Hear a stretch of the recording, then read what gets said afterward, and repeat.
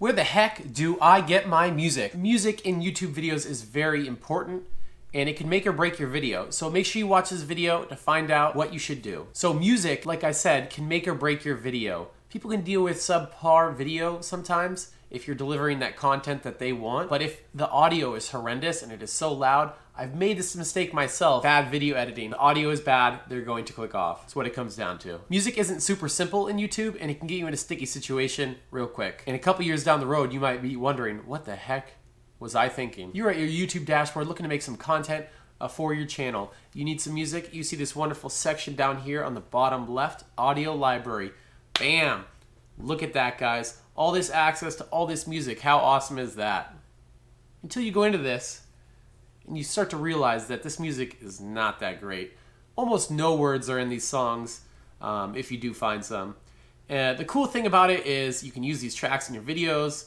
Some of them say you have to put the artist's information in your channel, and it'll say here over here on the license type, but a lot of them don't have to. But like I said, you're very, very limited on what you have here. We're gonna come over to my other channel here, Break Free Homestead, where I have 26,000 subs and I have access to the creator music, which YouTube just released. And I kind of have mixed feelings about it. Although they're trying to help, I don't really know about it, guys. So let's click on this here. I'm Stephen Payne. This channel is all about YouTube and growing your channel. Guys, if you would drop down below, hit that subscribe button, bell notifications, that way you don't miss any of our content. This isn't a beta right now, so it's not released to everybody. They have a lot more music in here and definitely a better selection.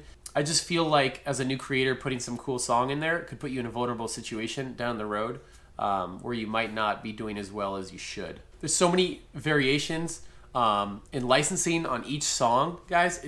It gets kind of crazy. And how can you keep track of all this? Here we go. Let's do it. Split revenue, single price, free. You can use it for free, but only for 30 seconds. No shorts, but it's free. Or don't pay. Can't use more than 30 seconds in a 3-minute video. And split revenue. Here we're looking at featured music on the new creator music platform. This one's usually $2, marked at 0. So it's 0 for now. And videos only, no shorts, but you won't have to pay anything. We go down here, $29.99. Expiration, 5 years. Videos only, no shorts. This one, $0. 2 years, full monetization to you until that 2 years is up. Then it's theirs, half theirs, baby. And if you get in the habit of using all these and each one's different, I don't really think you're gonna be able to keep track of what's what. And then, like I said, evergreen content, you're gonna run into it. Maybe you get a viral video that's going on 2 years, 3 years later, and then they're just getting half your income. I just don't see the value. You think, why don't I just get off YouTube, right? Go the free route. So you start searching free music content for YouTube, blah, blah, blah, and you find some stuff. There is YouTube channels dedicated to grabbing music for YouTube videos and free. And there's some decent stuff on there. And I did this. Okay, guys, and some of it's pretty good music, like I said.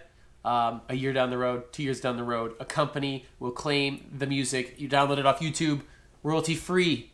And now it's not royalty free. They're getting the money. Once they claim it, you have a couple options. You delete the video and re-upload it without it, which you're gonna lose all your traction on the video, which is not worth it.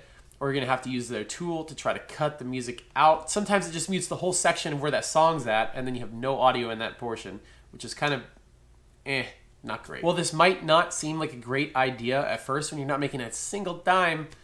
I think if you are really committed to doing this, you should invest in a subscription plan for a website like Artlist, Epidemic Sound. There's also stock video companies that have music libraries in them.